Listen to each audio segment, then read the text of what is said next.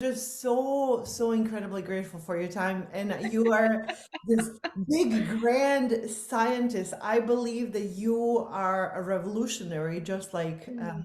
Bill Tiller was, and it is remarkable to find people who are so highly advanced in terms of physics, medicine, information medicine, to actually be spreading this knowledge. So Jasna, I love your enthusiasm. You're so kind. My goodness. Ultimately, I'll tell you this. So, the biggest thing about spirituality is that it's not serious. It is so fun and so juicy. Your life becomes one big spontaneous adventure. Spontaneous is it. You're not driven by the past. You're living right here, right now. You know, when people say be in the present? Exactly so. Now, it takes a little while, you know. Tiller was, by the time I met him, he had had meditation under his belt for about 30 to 40 years. Okay. And I met him in Scottsdale, and I knew this is the mentor I want. And I'll tell you more a bit later, but it was clear, first of all, he was not a showy guy. no, not at all. No, no. He loved French fries and apple pie. We had a very um, laid back conversation. I was the one terrified of meeting him because whenever you meet a rock star in science, you know, I went in with the idea that as though, Jasna, just imagine if you're meeting Isaac Newton for the first time. What would you ask him? I wouldn't even know where to start, but I would prep for days and months before. So I had his books with me and I didn't understand them.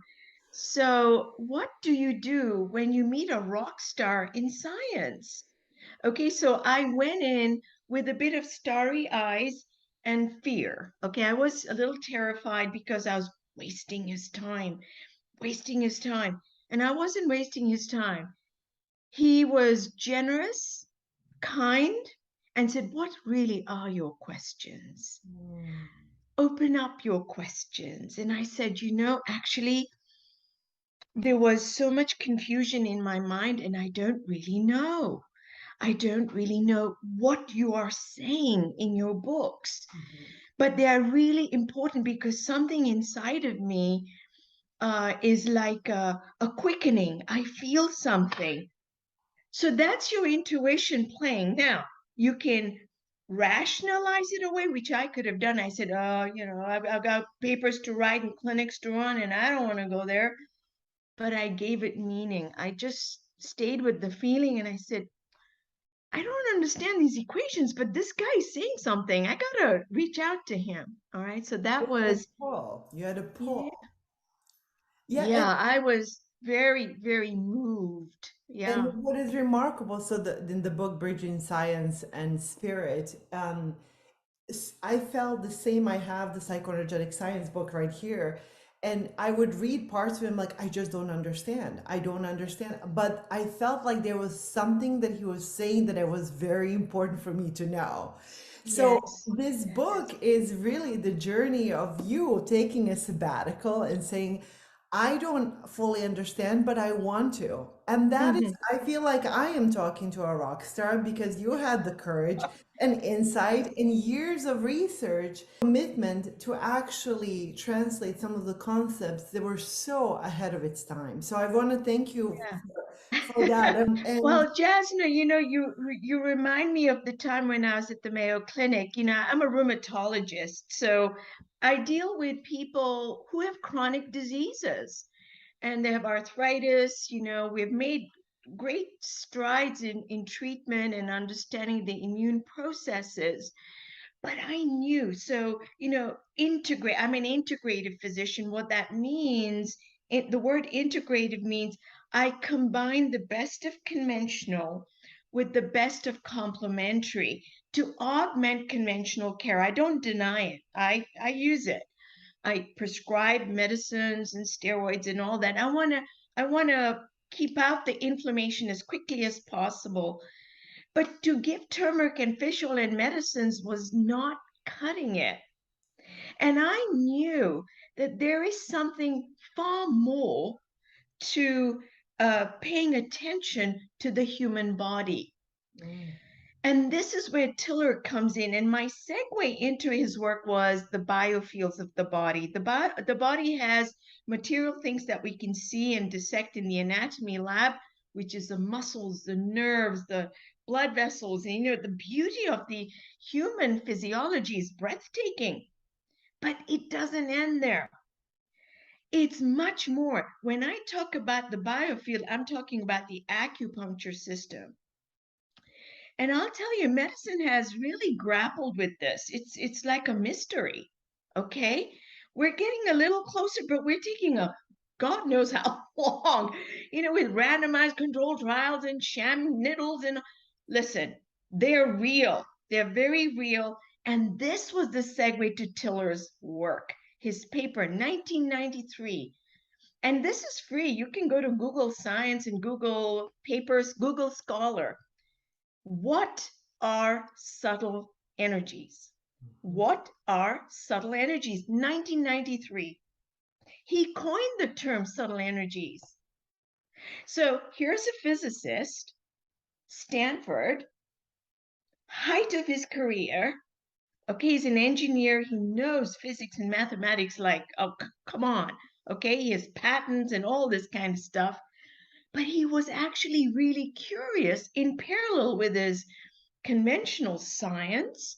He was doing this other work that when I meditate, I feel things and I can move things. So what are these Qigong masters really doing?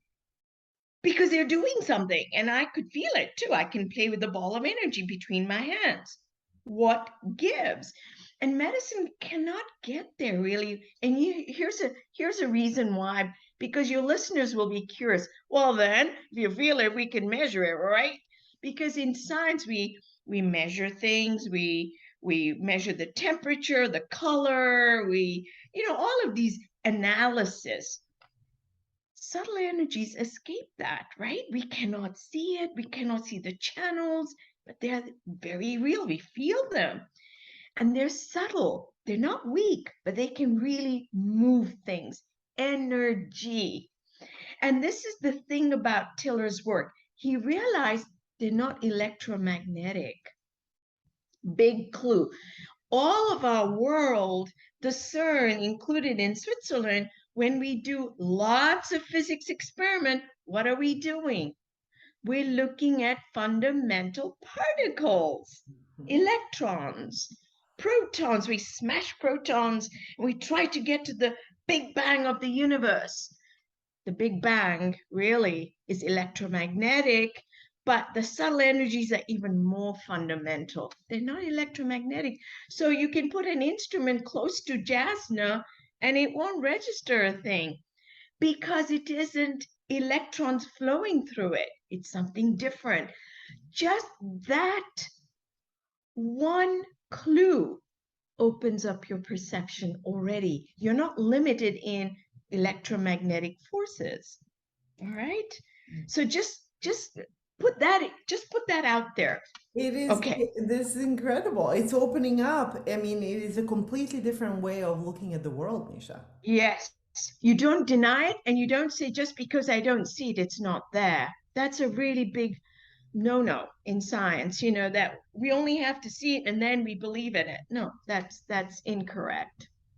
Well, so with integrative, I knew that giving turmeric and fish oil and all of this excellent conventional care, we have the subtle energies, and my patients would make a leap in their own physical wellness and their emotional wellness when they're doing Tai Chi or breathing or yoga. And I asked them, what are you doing? Because I look at your lab work and you look fantastic. I don't want to give you more medicines.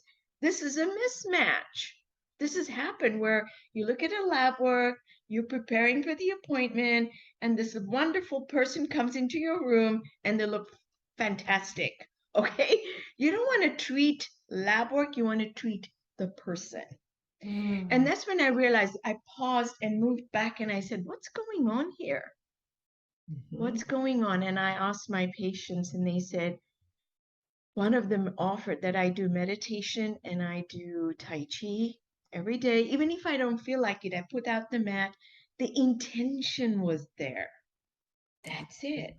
The intention was there, and she would get on the mat and do some breathing and come to her appointments or whatever her day held. So that was the big clue that subtle energies are real. They can really move the physical and power up all the conventional, even though we see, oh my God, there might be something really, bad that we have to jump in with all kinds of stuff. No, not necessarily. Always treat the patient. I loved how you made that transition. So your nudging was that you're a physician treating people. There was something more that cannot be explained, and it led you Right. into the world of thermodynamics and intention, which now we know can be measured in intention can influence matter. Unbelievable. I know. Right. We always think, yeah, sure, but show me. Why isn't it happening?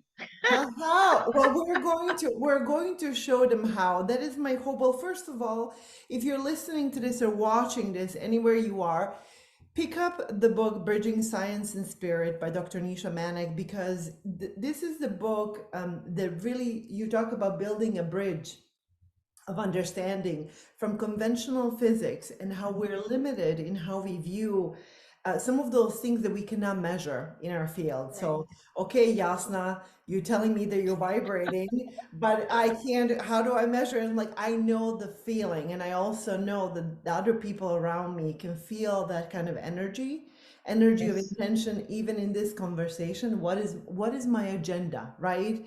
So having that, I believe that anyone that I talk to is going to feel this. So if you pick up this book, you will understand the actual science in such a, I felt, simple way that really allowed me to finally comprehend. I'm like, aha! I felt like light bulbs were going off, Nisha. So I want to really thank you thank you for taking the time to actually write this, because I Yeah. know that it wasn't, most of your family was like, what are you doing, Nisha? They did say that. What are you doing? You're leaving this clinic and everything behind it, and you're doing this? When you are in the pursuit of truth, you don't give up. And I think that was it. There was this commitment for this lifetime to pursue the truth. And I felt Tiller came closest in his science to really unlocking that mystery of what a Homo sapiens really is. This Homo sapiens, the thinking species, the creative species. Mhm. And in that, he's very, he passed away earlier this year, but to me, he's still here. When I say Tiller it's very real. He had such an impact on my life. Tiller was so hard to understand. Okay, his papers, as you said, his book, Psychoenergetic Science. When I would write to him, when I saw what are subtle energies, there was this silence, nothing happening, because he didn't have computers. He would tell the lab person to check his messages. Until one day I got this message: Bill says, read his book, Psychoenergetic Science. So I read it. I read it again and again, and I was writing arrows and sticky notes and post-its. And I wrote to him, I said, look, I'm coming to Arizona, Scottsdale. I want to meet you. Please, if you could just spare me one evening. I was very intentional about this, okay? I wasn't going to give up. I just knew, as you said, something moves you to just speak to him. Well, long story short, he actually said no to me. You go back to Mayo Clinic. You shouldn't be messing with physics, was his, our languages don't intersect. And it was later on, Jazna, that out of the blue, about 3 months later, it was summer of 2009, 3 months later, he calls me out of the blue and says, I've been thinking about your proposal a bit more. And I think if you can translate something of my science for your colleagues, it was really to get to medicine, then I think I will work with you. And then he made another request. I said, okay, no problem. He says, I have no funding. I said, I don't care. I don't care about funding or no funding. I'm in. But he made one request on the phone, and just listen to this because it was really tremendous. And I wrote it in the manuscript, and that is, I want you to meditate daily. Which university, which medical center, and I've applied, through my career and lifetime, I've filled out many application forms, right? Tell me one place where it says, do you meditate daily? One of the most fundamental skills of a Homo sapiens is what?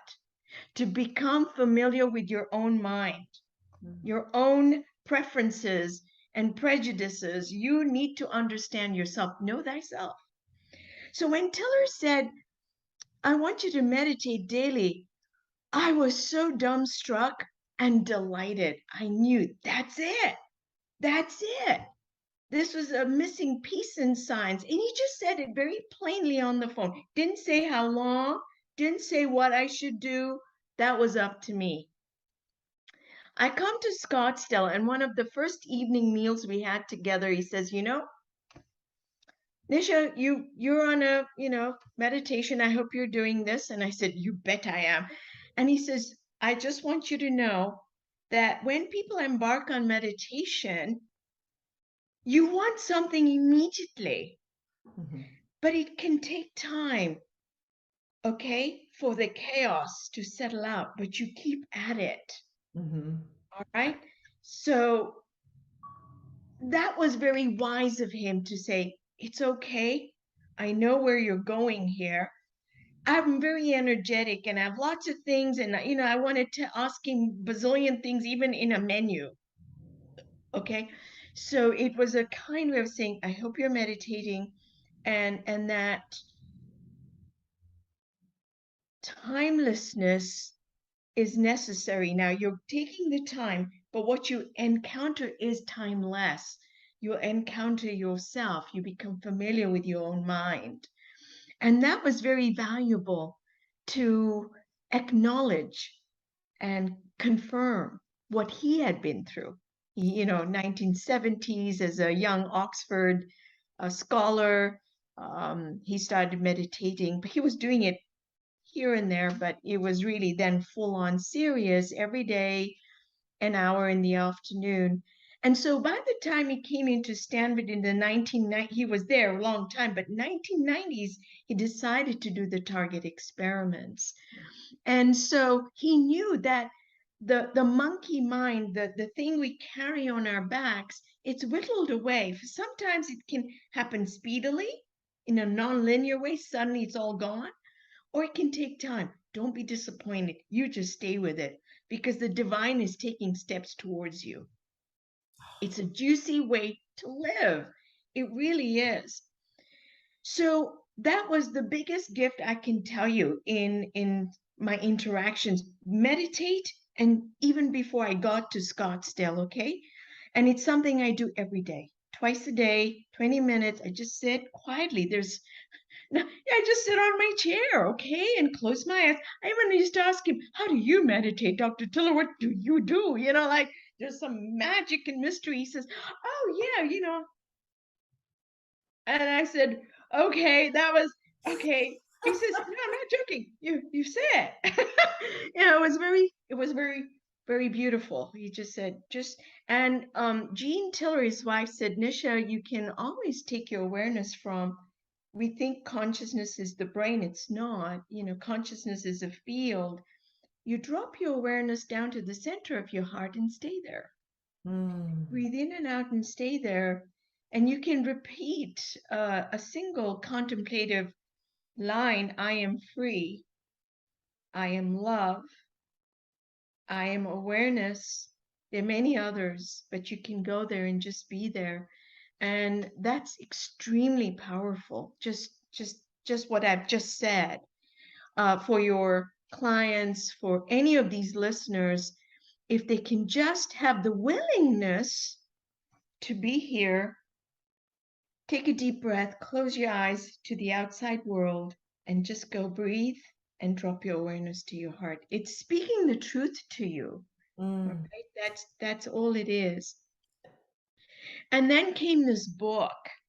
And I'll tell you, it was an engineering of sorts, because out of this vast realm of tiller work, and also a lot of supporting science, it's not just tiller, but I had to bring in the CERN. I brought in John Wheeler, brought in Paul Dirac, Maxwell. There are other luminaries, and they're just fantastic. I feel like they're my family.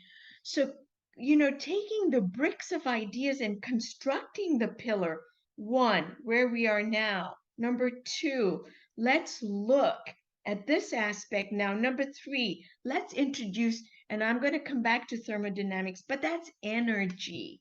Mhm. Energy is what moves our world, okay, our cosmos. I'm moving my hands and speaking to Jasna because I have energy. All Mhm. right. So energy is our, you might say, universal currency, our raw material. There's a law that governs energy. That's thermodynamics. That, in a nutshell, that's all it is. But the beauty of Tiller has shown this, and that's pillar number 4, his target experiments.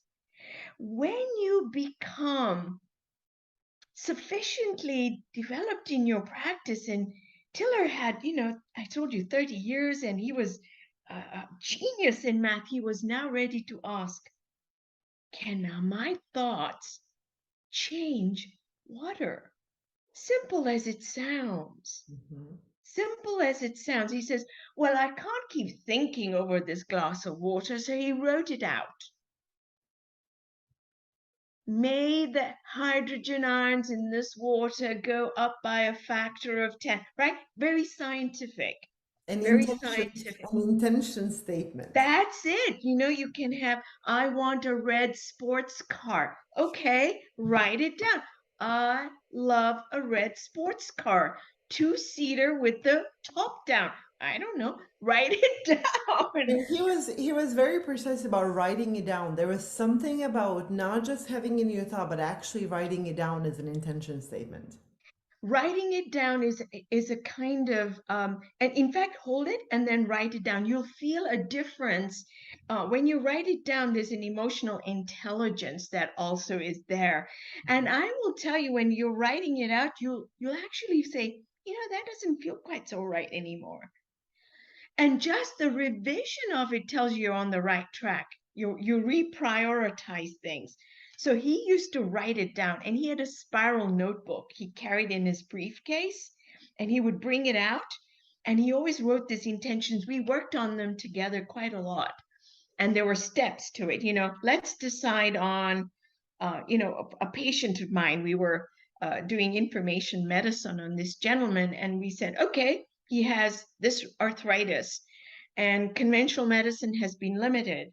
What are his goals? And we formed an intention, and we would go together looking at, we want this goal, and then this goal, and then this goal. He, the patient, and me decided, and Tiller crafted the actual English language. It's Do you amazing. see? And So it's that like that.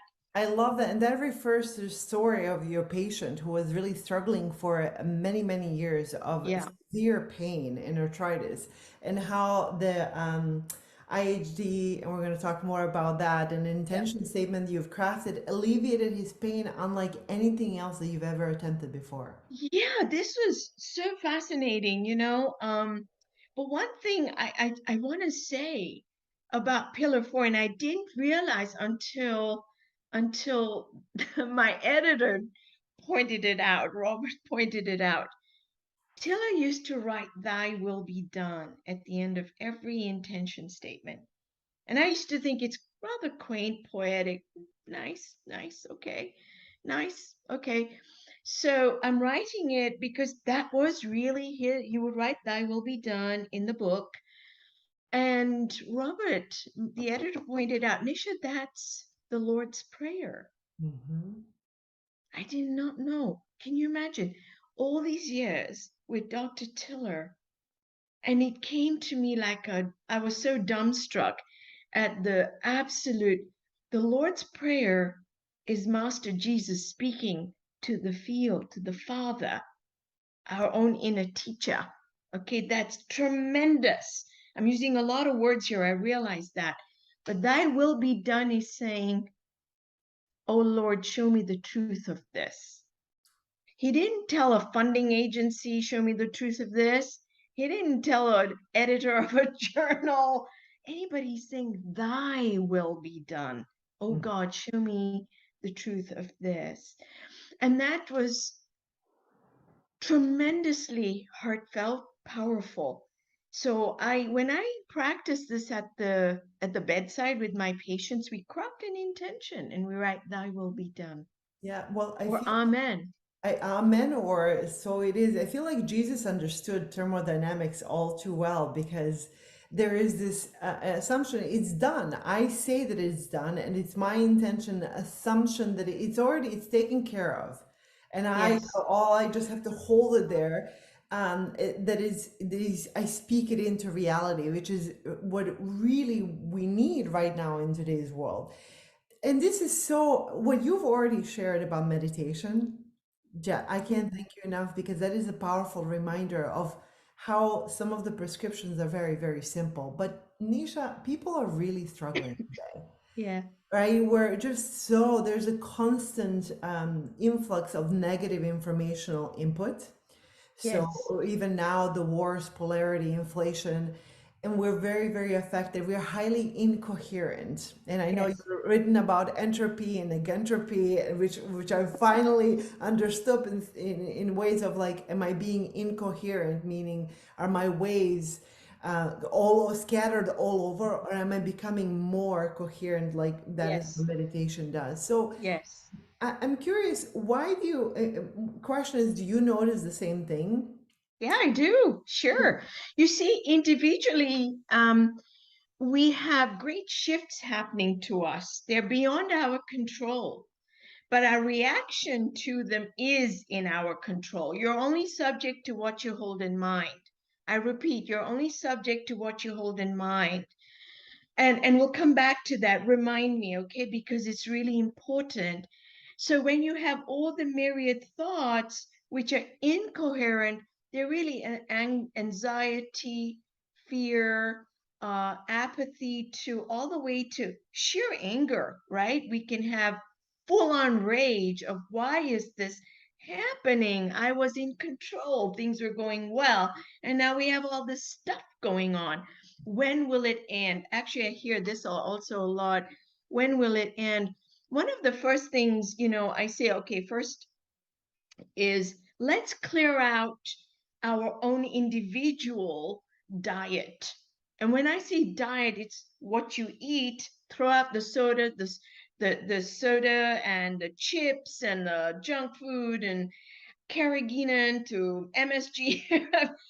Clear out your diet through the mouth, clear out your diet through the eyes, shut off the television, for God's sakes. Mhm. Can we do that? Okay, shut it out. Shut out what you're listening to for a while.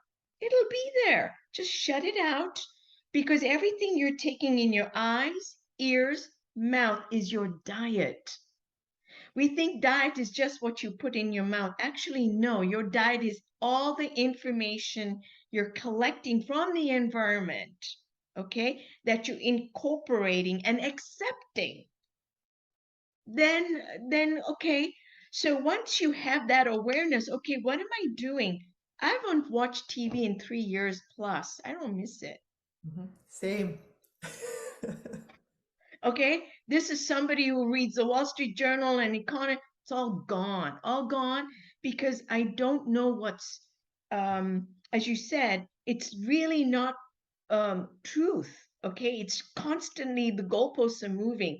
Well, then I can take charge of myself. I shut it off. I clean my diet. I have nice tea. Okay, All right. And I listen to music. All right. It's not rock music, but there are certain sounds, they will heal you. So start with just your individual consciousness. Become aware of your diet. Clean it up. Clean it up. Now you can move into the first way to release the anxiety. And this is absolutely in our control. Absolutely. And I teach it to my patients. Breath, breath, anchor to your breath. People do not know how to breathe anymore. I'm telling you right away. I listen to people's chests and I think, are you breathing like Mm, this? Okay, this is not breathing. Breathe deep, hold, and let it out. And you're engaging the vagus nerve of the body. This is tremendously healing. Anti-inflammatory, right? Energizes you. You talked about energy. You want free energy? Your vagal tone is right there. You don't have to take Red Bull and caffeine. You just breathe. Breathe. It will mm. energize you and release your anxiety. And expect another stack of anxiety to come up. You are in control. By the way, any of these emotions of anxiety, anger, greed, loss of control, loss of focus, they're limited. They're finite. You, the essence of that which you are, is infinite. It's love. So whenever these things come up, clean them off. It's like a mirror, you're cleaning it. Let the blocks to the awareness of the love, that the essence of that which you are, fall away. Let them go. Breathe. And if there's a lot of anxiety, open up your heart like a window. Let these butterflies out because it's not yours to keep. Powerful practice. Breathe, open, and the solar plexus, survival mode, open, let the butterflies out. And you keep doing that, and I promise you, they'll start to sit up a little straighter and breathe a bit better. Smile. Yes, the outer conditions are exactly the same. Who cares? But you are in charge. And then another practice is just moving into silence. Then you do a few deep breaths, and I can tell you, I've done this. And honestly, it's hard to talk for me. I just have to sit there for about 5, 6 minutes and then energize myself to, okay, I'm going to form words again. Okay. The silence is very wonderful and natural. So clean out your diet, clean out your environment, breathe. Okay. And move into silence. I just want to say something, and I know, Jazna, just interrupt me at any time, okay? Oh, Because I am taking it in. I'm thinking, oh my God, right now what you just said is the prescription for the book that I'm writing. It is the Mhm. prescription for every single human because what I'm hearing over and over is, well, I'm not in control. Look at the world. I'm like, you are absolutely in control every single day of your environment, and we're going to talk about that, and of your mind. And if you're feeling completely rattled, it's what was your diet last few days, last few hours, like Yes, Nisha says, right? Not just yes, what I'm drinking, but what are you yes, taking in on a daily yes. basis is causing this hyperventilated feeling of, oh my God, there's hope. The world is hopeless. Everything is falling apart. We need, We're lurching from one extreme to another, Jasna. Expect it. It's okay. So, there are times I'll just shut off the social media because I do have some channels, and you look at it, and even that, read, keep creating, keep creating. So I write intentions every day. I write them for myself, my family, my patients. I even ask them, can I write an intention for you? Let's work on this together. That is very beautiful because that's love. it That's is. natural, right? And all the finite things will just, they're finite, they run out, they have to run the course, so you don't resist it. You stay with the discomfort of it. You feel, okay, oh God, I saw this and oh, what's going to happen? You sit with it, breathe, let the window open, let the butterflies out, and keep doing it for several minutes. And it's so beautiful. You come out a little lighter and be quiet. It's okay. You don't Yeah, have to do all the actions. quiet the storm. Well, yeah, we feel like we have to do 300 things when prescription is very, very simple. I want to remind you what you just said earlier. We're subject to what we hold in mind, Yeah. You're right? only subject to what you hold in mind, okay? What you see inside is what you're projecting out there. That's a tremendous realization because, we tend to say all of that is happening out there. It has nothing to do with me. But actually, we are putting into the collective field of consciousness. Consciousness is not your brain. I point to my head here. That's incorrect. And I wrote it in my book that consciousness is a field. A field means it's a continuum, no gaps, okay? It's a continuum of love, okay? And out of this unmanifest comes the manifest things I, that we call material things. I love that there's something when you're speaking of consciousness, your book is highly indexed, just so you know. It's like all marked up. You say consciousness is not a thing, but a process of personal growth and registering new experiences. And the level of consciousness is the most crucial aspect of health. And I assume that's all aspects of health. I'd wager it will improve relationships, improve self-esteem, lift us up to really live all without drugs. Yes. And Yes. that's just so, and that's remarkable. And you say we must act and overthrow the programming on our cell phones, unplug from the TV. We're being called to become alert, awake, and in charge. Yes, we're being called to become Homo sapiens to Homo spiritus. From Homo dubitus. I say spiritus because, Homo dubitat is the doubting man, the Yeah, yeah, skeptical yeah. person. I was That's what I'm inventing saying. terms for this book. Away from Homo dubitat, we're moving. No, I love that. You know, Yes.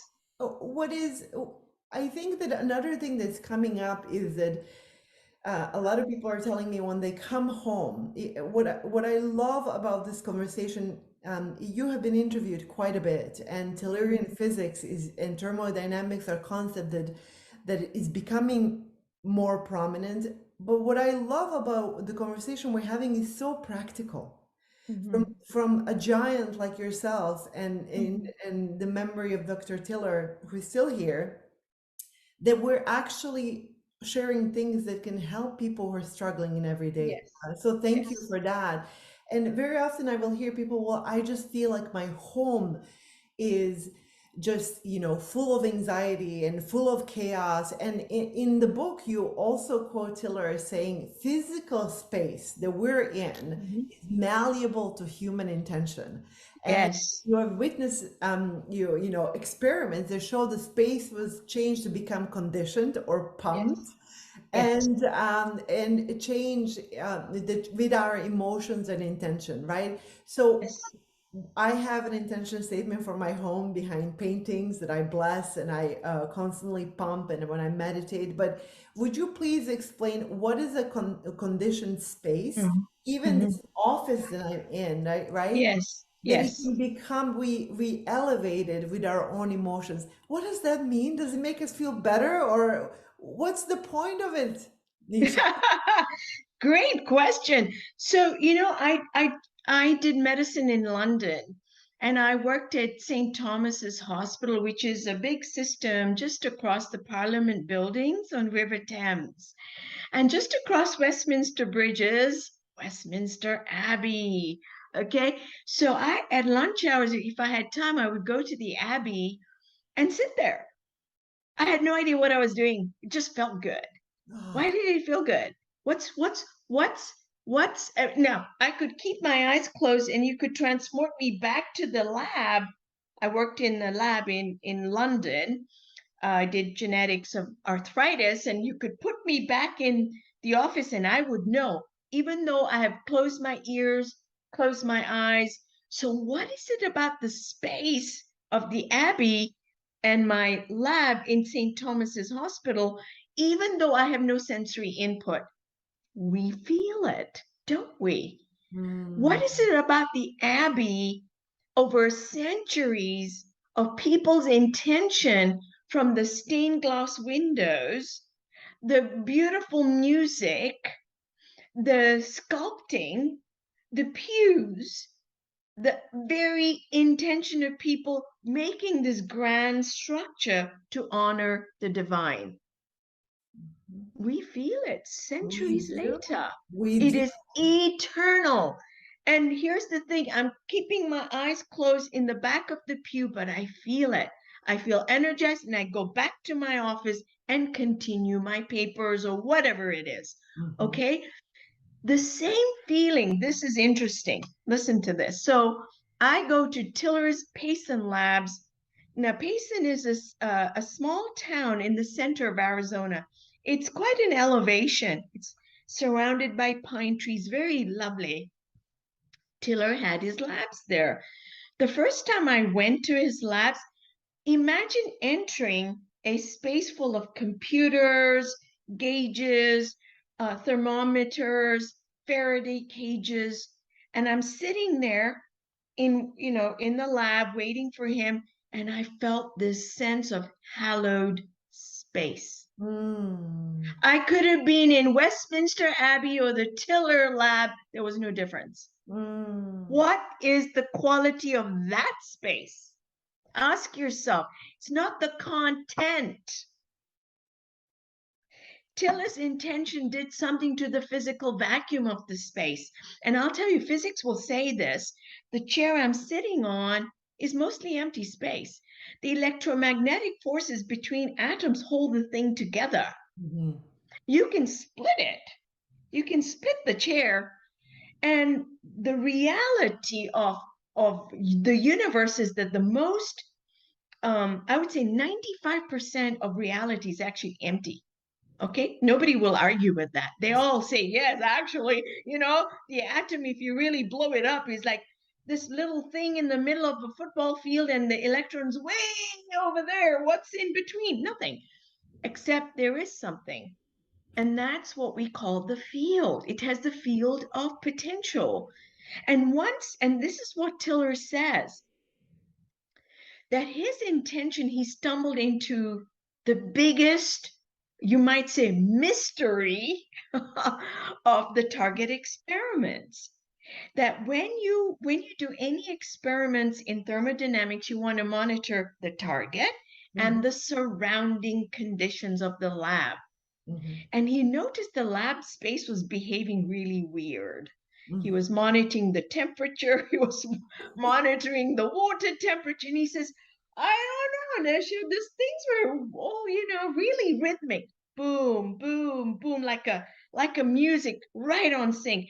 It had nothing to do with the, time of day, circadian, winter, summer in Arizona. It had nothing to, original experience were actually in Plymouth, Minnesota. It was in Minnesota. And Greg Fandel is from Minnesota, so he stayed in with Tiller. But anyway, they were originally done in Minnesota, and then it moved to Arizona. What is this waves? He was seeing them.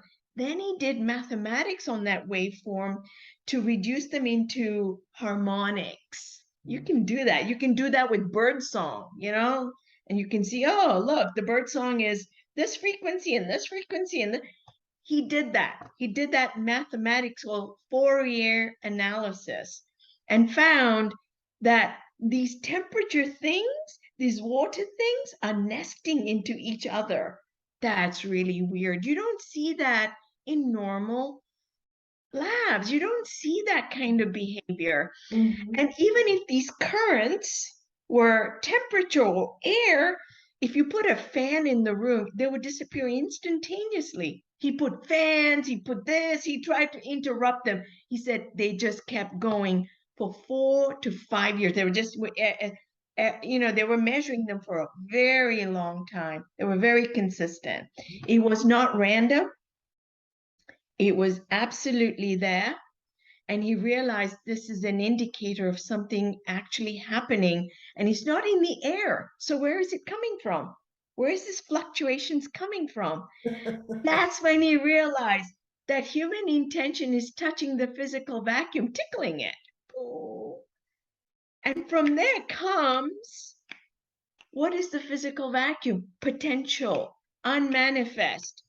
And we know from Carl Anderson's work in Cal State, Caltech, not Cal State, Caltech, that's where matter comes from. When you have enough energy, human consciousness, intention energy, or you have energy from the sun's rays, cosmic energy, it does something to the vacuum where you pop out an electron. Matter. It excited. Yes, you're exciting the field. And then we're turning it from potentiality into actuality. I'm clapping. I'm clapping. That's exactly right. I'm It's learning from the best. So science is probabilistic, right? We look at probabilities of things happening. With your intention, you're moving the needle now to actuality all the time. All the time. All the time. So what I really want to reiterate what Nisha just said in a way that our thoughts, our emotions, our intentions create the space, and that space affects us. So it's kind of like this boomerang. We affect the space and the space affects us. You were talking about healers' offices, doctors' offices, where the physicians are pumping the space with good intentions of healing. Yes. Why churches, mosques, synagogues can often be such beautiful oases for that kind of healing. You know, the way I see it, and I used to laugh when Dr. Tiller says, he says, you know, Nisha, conditioned space where people feel a sense of well-being and uplifted, it's hospitals, chemotherapy units, neonatal wards, hospitals, yes, but just imagine yoga studios up and down the country, your local Starbucks, uplifted, you know, you go in and you feel, okay. And in ancient India, you know, the temples were empty. They didn't have all this stuff. They were dedicated to Lord Shiva. You would go into the temple and lie on the floor. What were they doing there? They were getting the energy, because that conditioned space from divine intention is now pumping you.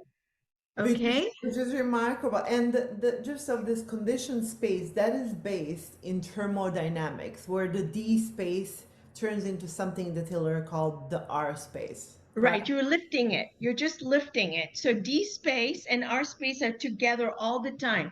What you want to do is go towards the reciprocal space, or R space.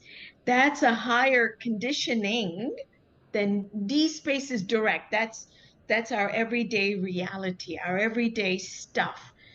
In R space, oh, cameras, you know, computers, they all take on information. They're repositories. They behave differently. The physics is different in reciprocal space. That's the first rung away from just electromagnetism and the standard model of the CERN. Okay, that's what we know. Yeah. But once the Higgs boson was done, now you can move up. It's time to move up. Why go? We're not done. We're not done. I feel like we're in such a beautiful time to be alive. I feel like Dr. Tiller was so ahead of its time, where so much of this was just not welcome with open arms. There's so much skepticism in traditional form of science, where it's very difficult. But I feel like the paradigm shift has to happen, and people are becoming open to it. So Nisha, you know, I told you I have an intention statement behind a painting in my home. So there's a photograph over there of wild horses from my hometown that my brother took, and there's this, it's incredible how he captured it. So it's a blessed painting, and I believe that images like that, for me, it imprint and condition my space. But what could people do to condition their spaces, right? Is it to Mm. have an intention for their space, or is it to bless their space, or is it to Yeah. just be joyful and dance in your underwear? All of the above, really. If you want to have music and dance in your underwear, so be it. One of the things about intention, and Tiller said this and did this, was consistency. He went back and he did it. He went back and he did it. Reproducibility, repeatability. That's science, right? So he kept doing it. He says, when we were reproducing our experiments and our data, whoa, where the space was just different. Mhm. Okay. And then at first, the intention for water pH change took, I don't know, 2 or 3 months. Then it just took off. And I'll tell you, subsequently, it was just faster and faster and faster. Mhm. Okay. So once you meditate, say in my space, in my library here, I can work very easily and write because I show up. I show up. I show up and do my work. He called it the George's Garage effect. Yes, I love Okay. that story. Right. So when your CEOs, when they're wondering, it isn't the same anymore, well, you can go back and recapture that old essence, but be quiet in it. Okay. Be there. Yes, symbols like pictures, holy symbols, music, these are all divine high level of information that now changes that space. We feel it, don't we, when we listen to good music or have an aromatherapy or have a loved one touch us or a smile of a stranger in a supermarket lifts my day, you know? So this is it. The space responds. You do it consistently, you'll be conditioning it. Oh my God, I And this I have written an intention just for space for my subscribers to my MailChimp. I'll send it to you. okay. I'll send it to you. Yes. So is this Because something that we can? I wrote a specific one to the divine, uplift my space, and you can write your address if you want. I crafted specific sentences you can write and then write it out, say it out, and you can read it with your children, with your husband. So as a group, you're saying a prayerful for your own dwelling, that your Yes, dwelling is special, your dwelling is for the highest good. The highest good includes everyone. everyone. You Mhm. and now you individually, and you're feeding to the field. Now you lift everybody up. Make no mistake, your prayers are not lost. That intention is not lost. It affects all of us. Yeah, I think somewhere toward the end of the book, you talk about, I can't locate it right now, but you talk about, this isn't just about us individually. It's really about how do we serve the greater humanity? How do we make a difference in this world? And by changing Yeah. ourselves and being in the space of love and joy, by tuning out the noise, we really change the fabric of the society, which is just so, so brilliant. Tell your clients, keep polishing your own self. Let go of those feelings of anger and loss of control. Breathe, breathe, breathe. Let the butterflies out. Let them out. Let them out. Don't hang on to them. That's not yours to keep. Mhm. You are an infinite field. Even that, you're an infinite field. You're a God. So where's the limitation here? There's something that you quote Dr. Tiller in the book, and before I go on to the question, just want to remind our viewers and listeners to go to Dr. Nisha's website and sign up for that newsletter, because that's where we're going to get these more of these intentions. But in the book, you say the space of a single hydrogen atom has enough potential energy to sustain the entire Earth Yeah, and its inhabitants for millennia. In the yeah. emptiness of space, there are innumerable energies. So mankind potential for creativity and innovation is inexhaustible. So when I read this, I know the truth. Quantum physics, thermodynamics is coming forward and saying, yes, we know this to be true.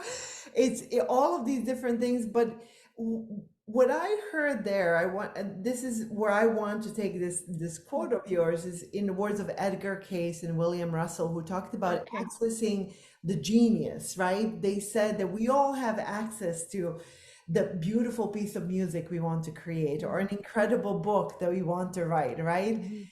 I believe that today we need solutions for the Mhm. problems in the world. And because we're so tuned into the mainstream fear, we're Yes. tuning out away from that power from that hydrogen atom, right? So physics is so clear on it, but how do we access that genius, Mhm. intelligence that we can create in our lives for the well-being of others? You know, first, I just want to make a little comment on the energy of a hydrogen atom, which actually John Wheeler, he was at Princeton, just a brilliant physicist who did the calculations. Okay. So each single hydrogen atoms has more energy than the entire solar system, 15 billion light years. Okay, we cannot conceive of those numbers. It's very hard to get our arms around Mhm. such comparisons. So I sometimes tell, imagine your pinky finger can light the whole of Chicago. This is Your gonna pinky become a finger can symbol light now. all of Chicago for a year, okay? So there you are. So, how can you access that genius, that which you are, okay? You have to clean the mirror. So, I would say imagination is very key here. So, how do you activate the imagination? In the silence. But you have to clean the mirror. Shut out all of this television and diets that you're immersed in, which has really been really our MO for a long, long time. Mm. We have to unplug from that. It's okay, you're not missing a single thing. Now you have a potential to create something of your own. Okay. So when bridging science and spirit, all those doodles you see in there, those are my doodles. I'm a visual person, and I knew that this isn't going to be a science book. I had to imagine it, and I could see the bridge coming into view. It was very vague. It was then you plug more. I would draw here, I would draw there. Paul Dirac here. Okay. So your imagination is activated, and your creativity can come in many ways. It can come in a chocolate chip cookie, or Mm. it can come, okay, through a written proposal for your business. Ultimately, you want to serve. Ultimately, you want to serve. I want to serve with my electric company and my whatever invention. I want to serve humanity. And I'm going to do it with the best employees so that they too can rise to their own inner creativity. You're not limiting it should be this rule or that rule. You simply loosen up a bit. You Mhm. can get there, clean out your mirrors, go into silence and imagine it. Write the intention. My company is going to be number one SNP. I don't know how they write these things, but I do it for medicine all the time. Yeah, literally. What shall we write about today? And this is what I even told one of my patients, and I wrote a master class, 5 weeks to mastering rheumatoid arthritis, and I said, God is my chief medical officer here. Oh my God, God is my chief medical officer. I love And that. it's the truth because that's it. Energy, energy comes from where? Spirit down to your information. Yes. It's like a transformer. Then it goes down into your acupuncture system. Then it goes into your nervous system, which goes into your immune system. So spirit, that which you are is spirit. That's thermodynamics. High energy flows to low. There you are. We said it in like a 5-year-old would understand. Okay. Energy flows from high to low. The source of energy is spirit. And in that great spiritual realm is our sun. Our sun gives us free energy all the time. Free. The plants take it in. We eat the plants. We make energy. That's it. Unbelievable. Nothing more complicated than that, really. I So love energy is your raw material. as you know? of course it is. I love that. And I do want to comment on the graphics in the book, your doodles.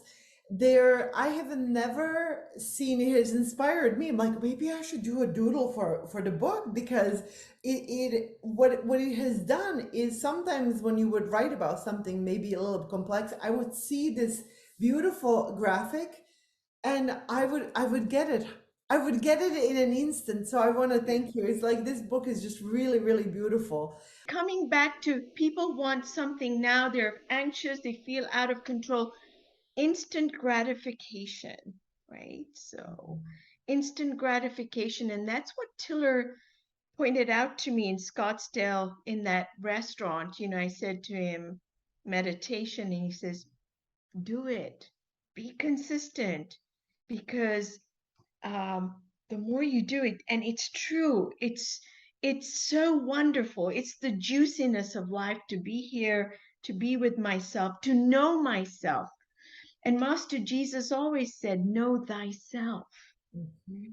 Many years ago, when I was at Stanford, I felt out of control, and I was at Stanford University in rheumatology, lots of responsibility. I would say it was a little brutal. You're doing this and this, and you have very little sleep, you're running on empty, and you have to start on call tomorrow. I was in Palo Alto and I was driving home, and I really was a little apprehensive. Okay, I'm driving home, and I asked for help. I think I just said, help. That's the simplest prayer, help. Help. And what came was, heal thyself, physician. I thought, what? It was like a voice came out of nowhere, heal thyself. I went home to San Carlos. I lived in, so I wrote it in my diary, heal thyself, physician. And I was, I think it was that commitment to truth, that when you're saying, help me see this differently. I am on call, I have work to do, Mhm. that I wasn't alone, that through this challenging period, I was seeing myself and rising and being okay with it. And it was okay, right? It was all okay, that everybody was safe, that I had help, that I come and with one patient after another, that I'm present, that I ask for help or ask the consultant. And so, physician, heal myself, heal my own mind. Yes. Ultimately, you're shifting your mind, okay? You're healing inside. And so, know thyself is consciousness. It has all these levels. People say, yeah, everything is consciousness, and then that's where they stop. I think it's very limited. Consciousness has its own states of being. You have a state of anxiety, you have a state of joy. Right now, it's a state of joy and happiness being with Jazna right now, right? We have a state of absolute light and ecstasy and absolute fear states. They're all on a continuum. Are you referring to the map of consciousness? Yeah, Dr. yeah, of David Hawkins? Hawkins. He really helped me understand that. So that's why to say consciousness and stop there is not enough. You have to know your state of consciousness. And not only that, you become aware of your preferences, your likes, and your dislikes, because spirit doesn't label, you are labeling. Mm, Once you know your preferences and prejudices, you can let go of them and choose again. This yes. is what Master Jesus does. He's a psychologist par excellence. He always says, come, my brother, choose again. Choose again. Oh, I love that. And that is the choice that we can make every moment of every day, every year, no matter when we can start again, we can choose again. We can choose again. And if that's too difficult, breathe. And even as you start the car, say, I am love. You open the door, I am love. Get into the elevator, I am love. Drink your tea, I am love. I love So this. it's a contemplative way. You are simply aligning with the truth. There's nothing untrue. That's timeless. You just go, go, go, go. Just with that one sentence, you could spend 20, 30 years of your life discovering the mysteries of I am love. Oh, isn't that remarkable? And then having the hope, and may our intentions, an example of intention would be, I intend to work on my consciousness. I intend to open up my heart to love, open the window so the butterflies can fly out. Mm-hmm. So the intention can be as simple as that.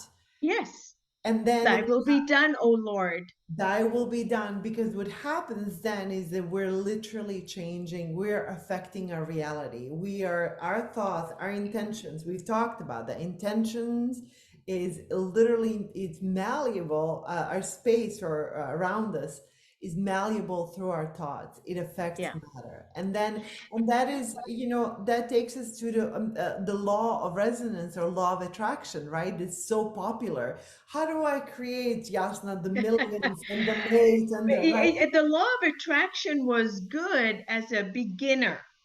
I call it the kindergarten way, okay?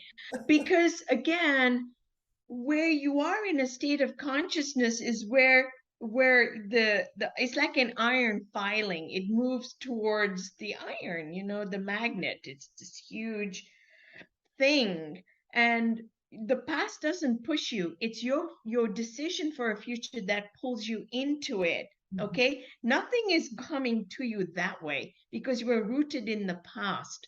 What you want to do is recognize that, okay, it's not the past pushing you, but your decision for a certain state of being in the future. And now you're ready to become that. You're becoming, right? You're an avatar in training. I love that. I love that. How's that one? That was, Avatar. No, but it's really true because Tiller often said, Nisha, if you can change water and you can change an enzyme and you can impact a fruit fly positively, with he your was own never thoughts. nasty. Yeah, he was always kind to these animals. Then you can spin off planets. And Lord Krishna shows that in the Gita. It is the truth. So he's showing Arjuna, his friend, that look, you don't recognize me. And you don't because we're cousins and, but you've asked, what is the reality? And he opens up his reality, which is so enormous that Arjuna sinks to his knees, Too much right? to keep. Yeah, too much. So he gets amnesia again and he's back on the battlefield now. Well, hey, Krishna, what do I do about this problem here? Okay, so Gita has a lot of beautiful instruction, what we have already discussed here, all right, that we're in this great battlefield. Do not lose heart, my friends. You are an avatar in training. You have divine help. And ultimately, you are also divine. And you have to reach that divinity within yourself. Manifest it by becoming that. Don't attract it. You are that. You have to clean it out. And in little steps, you're doing it all the time. I love that. On that note, Dr. Nisha Manek, internationally renowned integrative medicine specialist, and you are and protege of Dr. William Tiller, and just such a student and teacher of Tillerian physics. Mm. I've listened to so many, probably every single YouTube interview video. I not lie. I've read this book now 3 times. I really Wow. have. I mean, I really, because it is so meaningful to me, and I feel like every time I listen to you, I learn something new. And what is just so remarkable, and what I really want to thank you enough, and my intention for this interview was, how do we make it so practical for people who are so spinning, who really want to find, well, what does this all mean? I don't care about intention. How do I make it work for me? Because I believe when we're suffering, we're really only focused on ourselves. How do I make myself better? And that's okay. Right. You, more than anyone else, is worthy of your own love. Amen. But Okay, then when you we yourself are worthy of your own attention and love, and that's not selfish. That's the biggest gift you can give to the universe is self-care.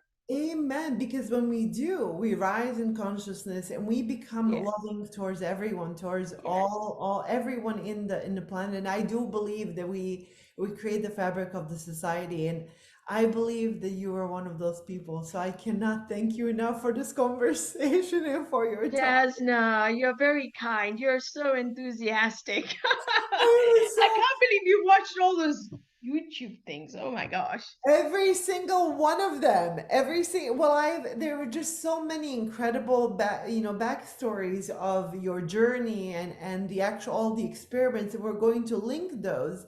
But besides the findings, and people can read the book, how do I apply this today? So I'm forever grateful. And this is a meaningful conversation to me because I believe that we're on that trajectory towards creating a Yes, better world and all of us becoming yes. awake to our own power. And it starts with Yeah.